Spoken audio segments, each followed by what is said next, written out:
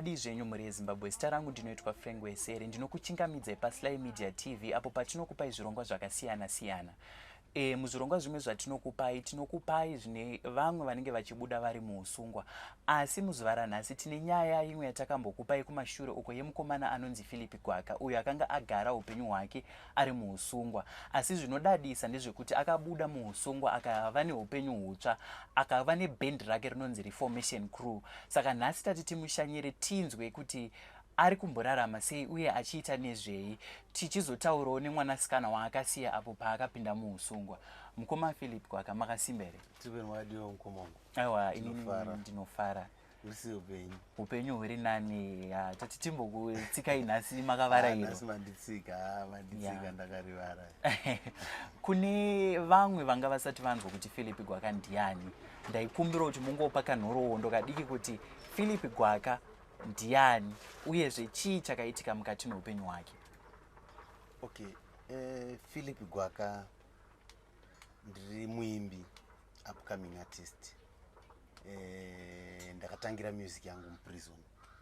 After ndagara muprison for 16 years 8 months ndomakore ndakararama ndiri mujeri. So far ndiri kuita hangu zvemusic zvandakatangira ndiri mukati. Panapa ndopandoswera pababa shop, panapa ndichigera zvangu vanhu, ndichigadzira music yangu, ndichigera hangu vanhu, ndichigadzira music yangu. Kune vangada kuziva kuti mukoma Philip chii chakaita kuti vagare muusungwa for 16 years. Chii chakambenge chaitika? Okay, yeah, pakaitika nyaya dzemarobhari. But asi zvinhu zvakaitika kudhara takatozviziya. Pakaitika zvemarobhari zvokwaniswa tiri vadiki nevakuru. Urikuona vakuru ndo vanga vagara vari muchitsotsi. Neni isusu tiri vafana wangoneswa sekuti zvinhu zvakanaka. Mazvona. Takazonoguma tapinda mujeri, also nemadrugs. Okay. Ngati makagara muusungwa, chii chamakadzidza muri mukati meusungwa? Mukati meusungwa ndakadzidza kuti in life munhu iva nepatience. Pane zvaunoda kuita usatye kutanga ita. Usatye, as long uine patience zvinokubhadhara mberi. Usamhanya, ukada life yekumhanya unoguma wapinda mukati.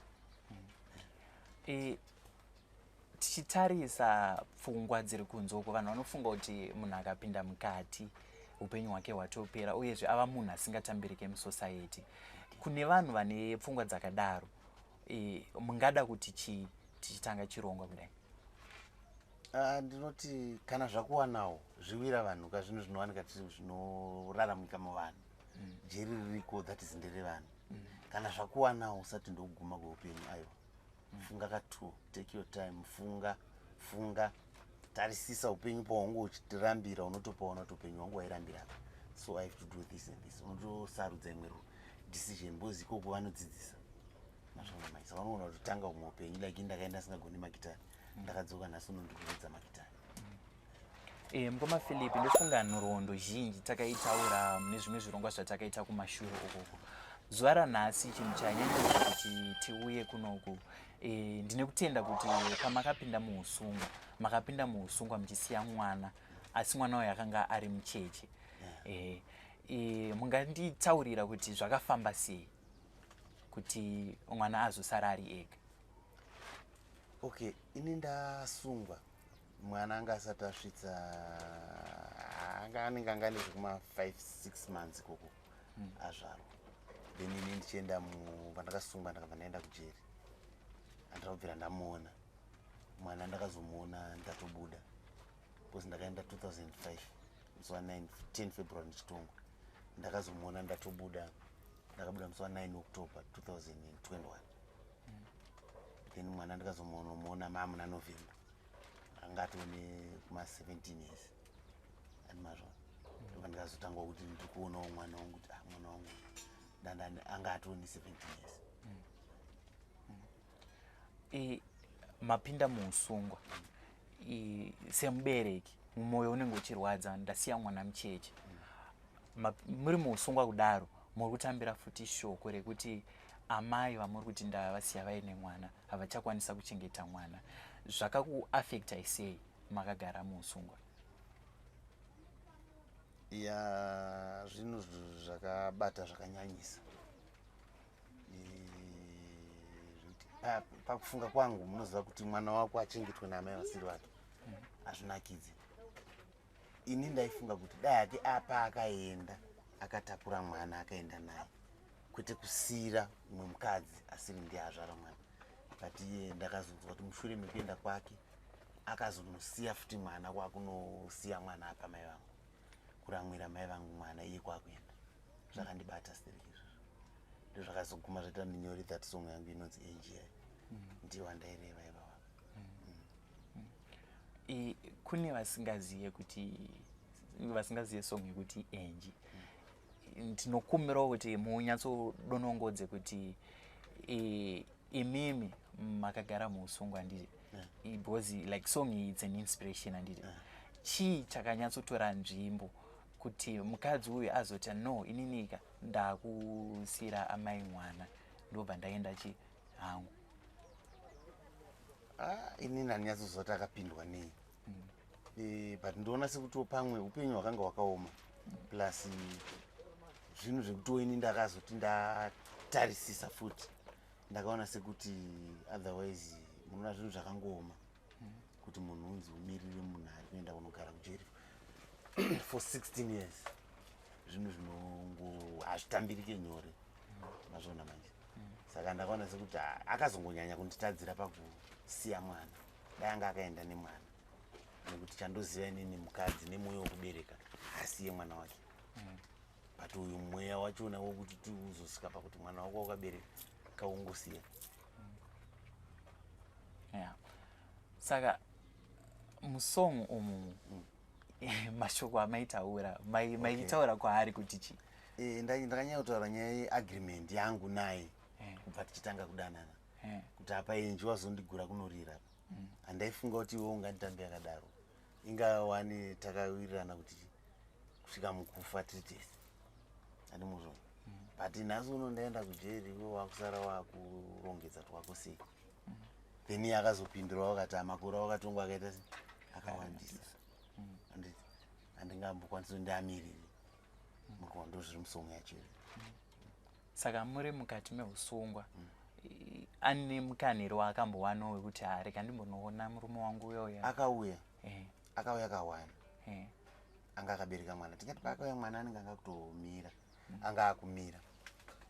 Then ndo pandakamuudza makore andichigara pai mujeri ndokubva aenda. But paakabva ipapo akati andokumirira kubva aenda ndokutozongonzwa kuti munhu akatoroorwa. Andimazvona mai.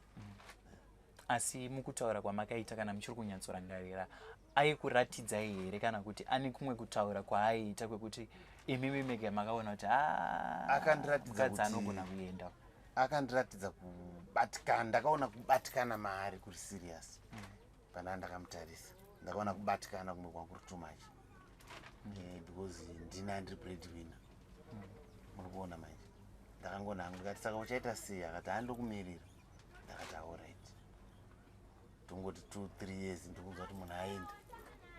Mazvona manje. Saka vasiya mwana akasara nani? Mwana akanosiyira mai vangu. Then asiyira mai vangu ndo akazochengeta mwana. Ndakazongouya ndichimuwana aina mai vangu. Alright. Vanga vaine basa ravaiita here kana kuti?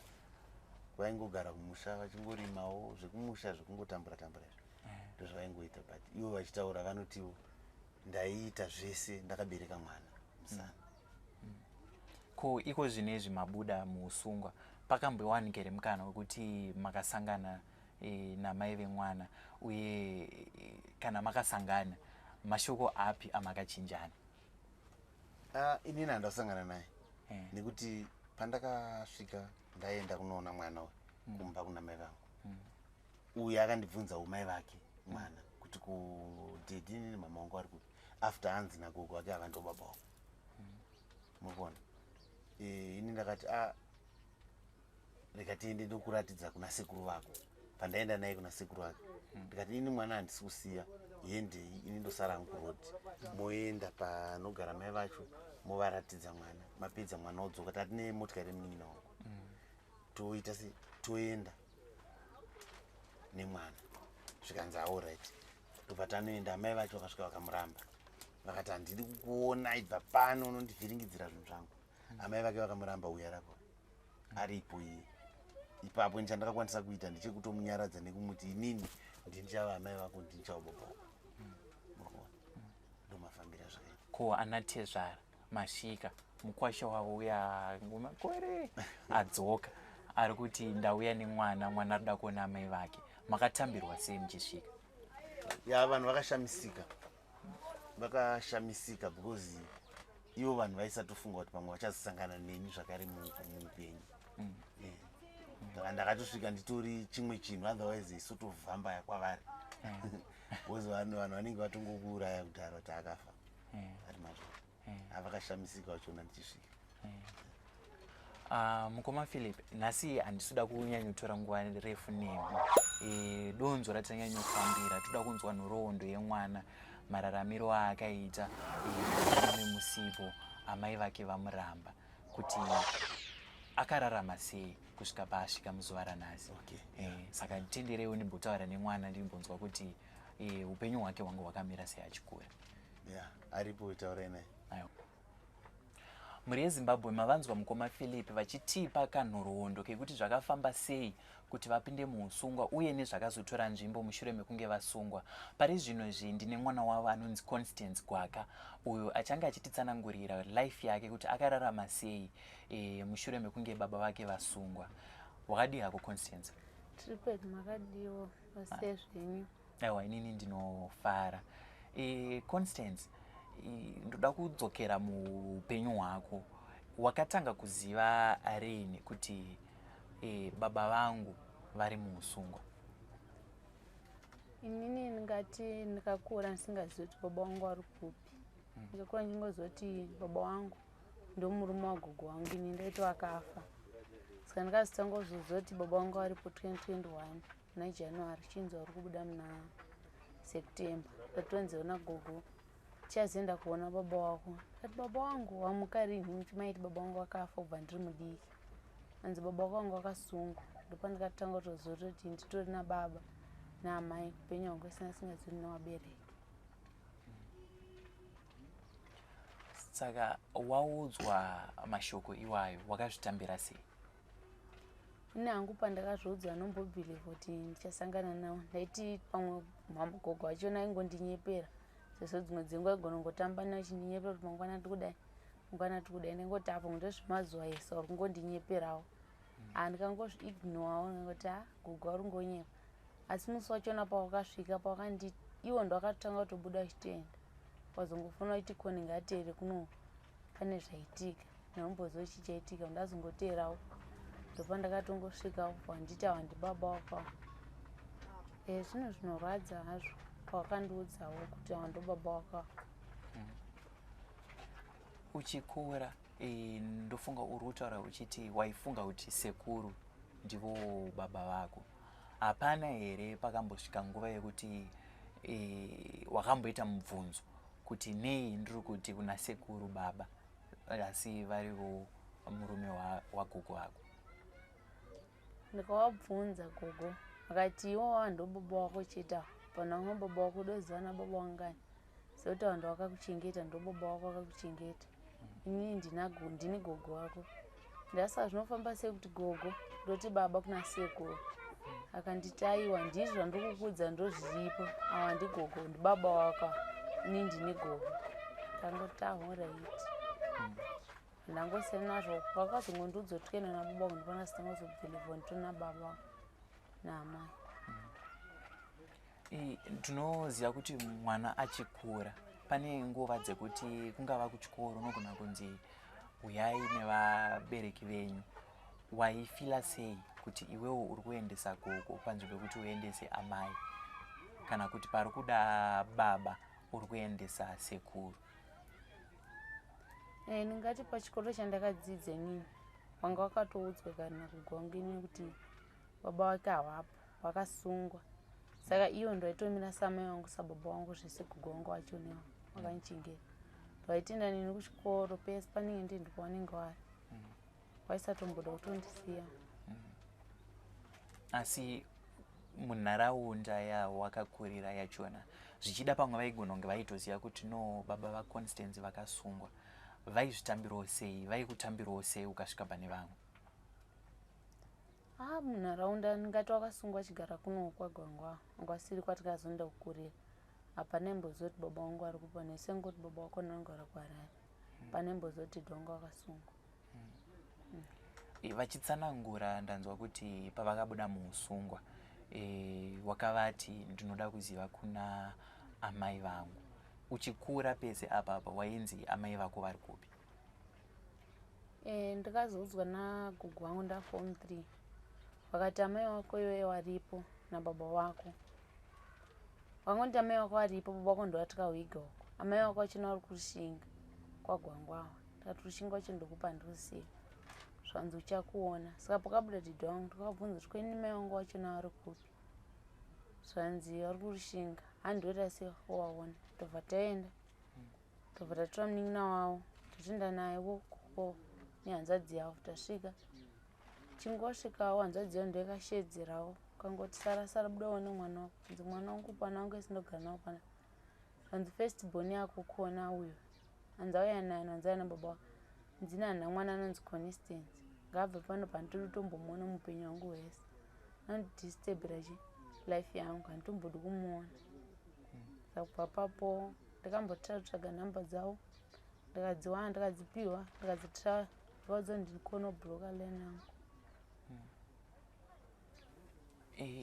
Waenda une chidokwa chekuti nhasi ndiri unosangana naamai vangu.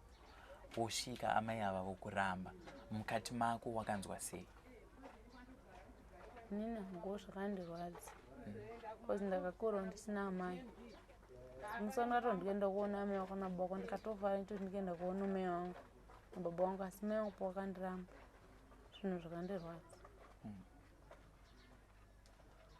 Saka kubva ipapo havana kuzomboedzawo here kana kuti mwana wangu ari kupi reka ndimboedzawo kutaura naye ndinoziva vakati vane humwe upenyu asi kuda kungonzwa kuti uri kurarama sei upenyu hwako hwakamira sei havanawo kumboedza here kutaura newe? Hawana hanzvadzi dzavo chendo dzinongonditsvaga dzinongondifonera chingondibvunza. Vana tombobvira tombonditsvaga kuti ndiri kupi nyangwe ini ndinototsvaga nhamba dzavo ndikatodzipiwa unza ushandisa line iyi. Ndakadzitry phone number dzavo ndikafonera kubhuroka nhamba dzavo. Tobvunza hanzvadzi dzavo zvonzi pamwe wabhuroka kosi vanonge vatora nayo everyday. Kuna nhasi handitotora nayo ngotora nayo hanzvadzi dzavo chete. Ndoda kudzoka kumashure mbichana pamubvunzo wandanga ndakubvunza kuti usati waudzwa kunzi amai vako variko vari kurarama kurushinga. Uchikura wainzi amai vako vari kupi? Ndainzi handina amai. Ndainzwa panhongwa. Ndikangokunhongwa tichengeta panapa. Ndakangokura kungosiyiwa pageti pedu. Saka takangokura tichengeta. Ndikakura ndishandisa sinemu yako kwandakakura kwachona.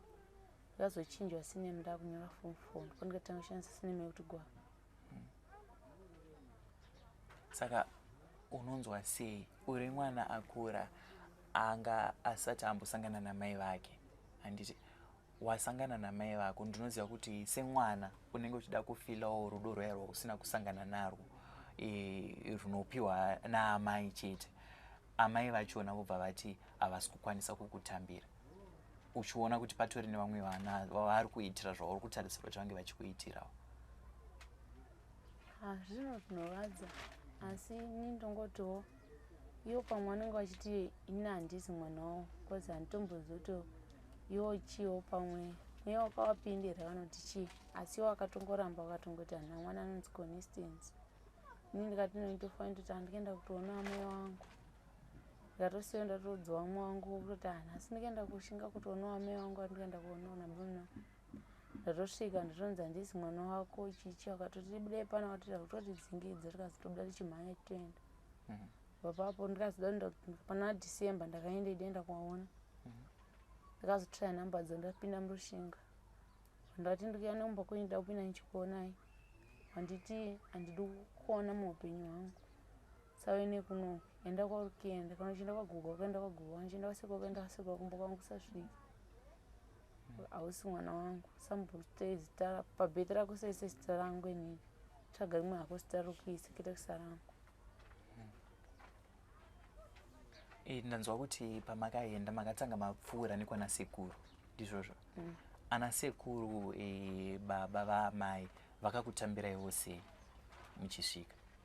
Baba vamai vakafa naamai vamai vachona vose vakafa. Kwangosara hanzvadzi dzavo chete. Pawakatoona wakatofara wakatoshamisa wakatoti kuona wakura kudai taifunga pamwe wakafa uri mudiki kare kare apaisa kuona uchikutanga kugara pasi. Titoti pamwe wakafa tichisimboziva kuti utori mupenyu hawakafa asi mama wachona ndowakaratidza kuti vasina basa ne. Ko vana sekuru vakakutambirai zvakanaka wakamboedza here kuti ana sekuru onai ndanga ndauyawo ndine chido chekuda kuona amai vangu, hamukwanisawo here kutaura navo kuti kana zvichibvira vangokwanisawo kundiona kana zvinguva diki diki ndingokwanisawo kutaura navo since vasina kumbobvira vakutambira kubva uchisvika? Ndakatovaudza pandakatobva kuno pachina muna December ndakatenda naye sekuru wachina nditi handiwaona mai wako. Katosvika tese wakatoti kana utonase kuenda naseko wakumba kwakati nimbodi kumbokuonai kuno kana zvinhu zvamukurangana kuti mene kuno ine hanna mwana anzi consistent waitofana pafoni pasekuru wangu wachida anoti line yangu inonga ari bloka kaya. Wakatoti handitombodi utomboona kutoti nditomboyanai kuno garai ikoko kono upenyu hwenyu kana iri hama yenyu garai nayo asina hana ukama nayo. Ndozvakangondona. Saka iko zvinezvi wakura kudai so ndanzwa kuti wakakura uchichengetwa nagogo. Ndeapi mashoko ungada kutaura kuna gogo? Ndongotaura ngoti gogo awedzere makore kurarama panyika. Iyezve ndoshuvira kuti kana ndazokura ndikashanda vakuvaendesa kuchipatara gogo wakurwara.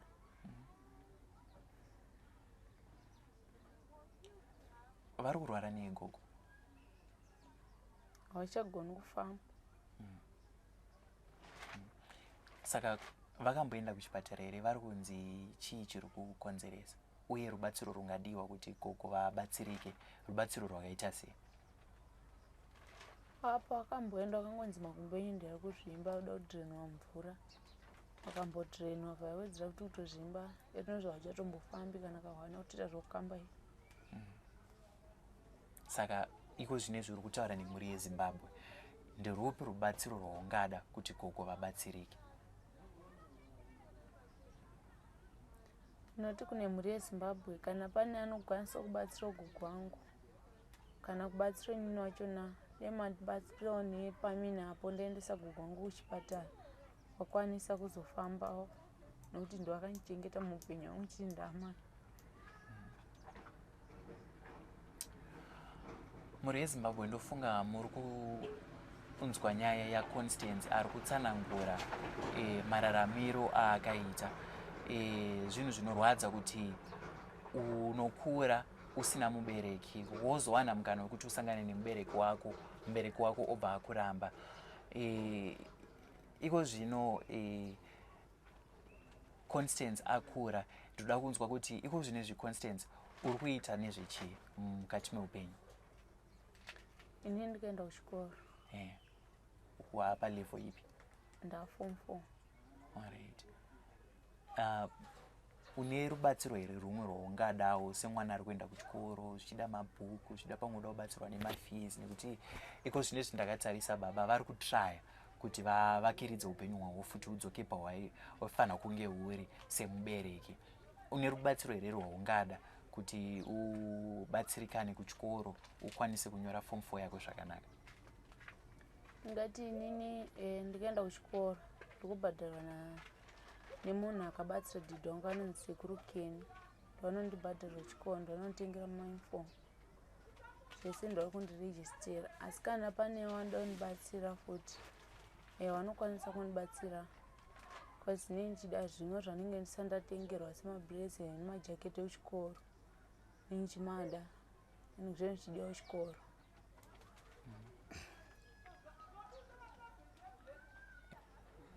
Okay, ndofunga kuchikoro wadonongodza zvinhu zvauri kuda. Semwana musikana ari kugara nababa wake ndinokumbira kuziva kuti muri kurarama sei? Inini ndinogara nadhedhi wangu upenyu kuita uchiendeka pamwe pachina zvinotombooma utombonditi nhasi mwana pana mari kuti uende kuchikoro unozoenda mangwana nhasi mwana pana mari kuti uite zvakati unozoenda mangwana pamwe pachina zvinhu zvikatooma utoti kana chikafu chaichona pamwe pachina unotonditi nhasi hatisi kubika tozobika mangwana anotaura chimari kutenga hupfu kana kuisa gasi chitongorarama chitongoenda takadaro. Kuse mwana musikana I know kuti une mamwe maneeds aunoda kuti pamwe unogona kuremerwa kuti ndinobvunza baba kuti baba ndoda toti zvakaita kana mapedzi kana chii chaungada kubatsirwa nacho nemhuri yeZimbabwe zvekuti aucharamba uchimanikidzika kuti unoti baba iko zvine zvandisisina chakati semwana musikana. Mhuri yeZimbabwe ndokumbira kubatsirwawo nerubatsiro rwenyama neminaro ane hembe yekupfeka ane mapedzi ane chii kana mari chii yekuti nditengo zvimwe hembe dzokuti ndipfeka kana magumbezi ekuti tirarire anapo ngandibatsiro napo.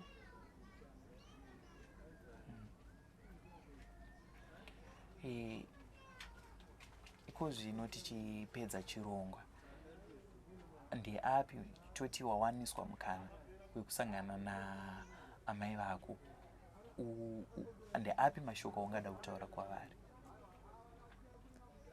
Kuna mai vangu ndoda ngotaura ngoti ngavangove nemoyo munyoro chete ungoti ngovaonawo ngovamhoresawo ngofara ungoti ngona amai womuupenyu hwangu. Kokuna gogo vakakuchengeta ndezvipi zvishuru kana kuti zvaungada kubuditsa zviri kubva kutsi kwemwoyo wako kana angava mashoko ekutenda gogo vakakuchengeta ungada kuti chii muzuva ranhasi? Ini ndoda kutenda gogo wangu nokundichengeta kwakakandiita vasina kundirasa. Kana ndazotokura ndazotovatengerawo zvese zvavaitaura muupenyu hwangu kuti kwaunokakura ukazodai ndiendese kuchipatara onditengerawo mubhedha kana gumbezi chairo notoshirawo kuzotovaitawo zvavakandiudza gogo wangu.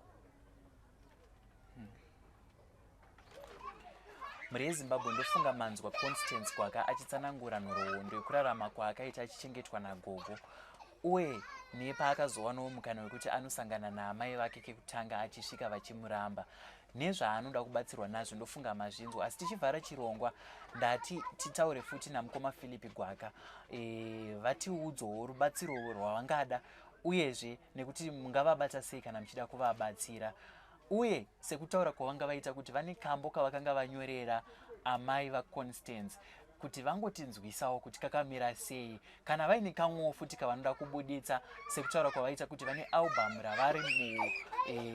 ravari neurongwa hwekubuditsa asi pari zvino vakaomerwa kuti voribuditsa sei.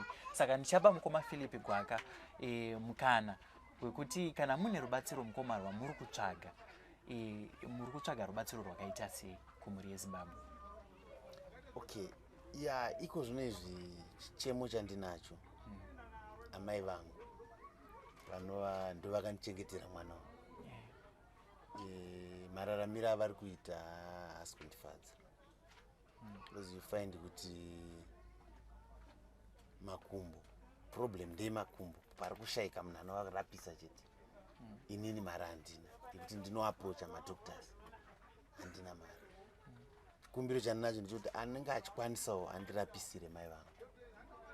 Mai vangu vakarapiswa ndingafari chaizvo ndingafari chaizvo chaizvo. Pamataura nyaya yesongo yandakaimbira uyu mai vakoni inonzi enji ndochatanga kupai then ndozokupai mune rimwe album. Apa enji wazondigura kunorira ndaifunga kuti unganditambe yakadaro ingawani ndiwe wakataura nyangwe zviomese isu hatiparadzane. Kanonzi enji. Then ndine album randakapedza zvese kudhara handina hangu zvikwanisiro zvekuti ndiri rekodi ndichangokupaio one song paalbum iroro. Amai vemwana ini ndafunga kure kure kure kumushando wemaoko zvino chiripo sara nevana vau vachengetedza marandadzoka. Famba zvakanaka murume wangu, ini semudzimai ndinotarisira kuti kwauchaenda baba vevana, fambira chimwe chete usasanganisa. Ndo iri mualbum rangu randiri kuuya naro, randiri kutadza kurekodha infact. Ndo imwe yesong yacho. Tichiri ipapo mukoma Philip, zvii zvikwanisiro zvamuri kuda kuti album iroro ringe richibuda? Ya maband members vandoda kupinda navo mustudio vanoda mari, then kustudio kune mari inodiwa yemahours nemari yekumaster nekumixa. Mari idzodzo handina, nedzekuti tiriyese nevakomana kwatinoriyesera kunobhadharwa, mari dzachona dzisidzodzo handina. But album ndaanaro, vakomana vanotomboya ndichiswera navo kuno vachitodzidzisa kuti album rapo zveshuwa, rinonzi best ever. Ndositari album rangu. Alright. Ndanzwa muchitaura kuti muda kurapisirwa Amai. Amai izvi zvari kurarama vari kupi? Amai vari kurarama vari kumusha. Vari kurarama vari kumusha ikoko vaingochengeta mwana yavo. Ndekupi? Kumount Darwin kunonzi kukatoni. Ndokwavari Amai. Kukatoni? Kukatoni. Alright. Alright. Saka kune vanenge vachida kukubatai kuti vape rubatsiro, vanokubatai papi? Namba dzangu i 0781 359 074. 0781 359 074. Ndo namba dzangu. Semuimbi, semukuru weReformation Crew. Yeah. Kune vatosipakwa ipapo pamuchiti de pamatipa ipapo. Music vanoiwana kupi? Music yangu inowanika pa YouTube. Vakangoti Philip Gwaka Music. Ndo page rangu iroro. Pane enji yacho nawo ineka video katakangoitawo zvenzara-nzara. Then tozoenda pane rimwe ka video futi riripo rinonzi Shingirira. Pane song yangu inonzi Shingirira. Pane 2 ma videos nemusic yangu aneiwana ipapo. Probably as we speak izvezvi pamwe kutoriwo nemapromota akatokutarisai vangada vachida kushandidzana nemi. Namba ndidzodzo here dzavanokubatai. Saka ndokumbirawo mudzidzokorodze zvakare kuitira kune pamwe mapromota achaona achati no, I want to work with this person. Okay. 0781 359 074. 0781 359 074. Okay. Pandobatika. Muri yeZimbabwe ndofunga manzwa nhoroondo yamukoma Philip Gwaka nenhoroondo yatapiwa naConstance Gwaka kuti akakura sei. Mwana akakura achinzi baba vako ndisekuru. Sekuru ndo vaaiziva sababa wake. Akakura achichengetwa naambuya achinzi amai vako havapo, takaita zvekukunhonga. Asi azokura mwana waiva neshungu dzekusangana namai vake, zvinova zvakaitika, asi zvaaitarisira hazvisi izvo zvakaitika. Akasvika amai vake vakasvika vakamuramba. Ndofunga nhoroondo yachona atitsanangurira. Kune vanoda kubatsira, nhamba ndidzodzi dzatapiwa, uyezve tichadzisa basa space screen. Sunungukai muri yeZimbabwe kuwanikwa muchibata nhamba idzodzo, muchipa rubatsiro pamunokwanisa napo. Mwana womusikana ari kuchengetwa nababa, ane zvimwe zvaanoda zvaasingakwanisi kutaura nababa wake. Ngative nemwoyo wakakura tiwanikwe tichibatsira mwana. Uyezve mwana ari kunyora form 4 ane zvimwe zvikwanisiro zvaanoda. Ngatibatei panhamba idzodzo tingokwanisa kumubatsira. Pari zvino muri yeZimbabwe ndoda kungokutendai nekutandara nesu paSlyMedia TV. Ndichikukurudzirai kuti rambai muchifollowa SlyMedia TV apo patinokupai zvirongwa zvakasiyana-siyana. Followai mapages edu paFacebook, paYouTube nepama-social media handles akasiyana-siyana kusanganisira TikTok nepatwitter.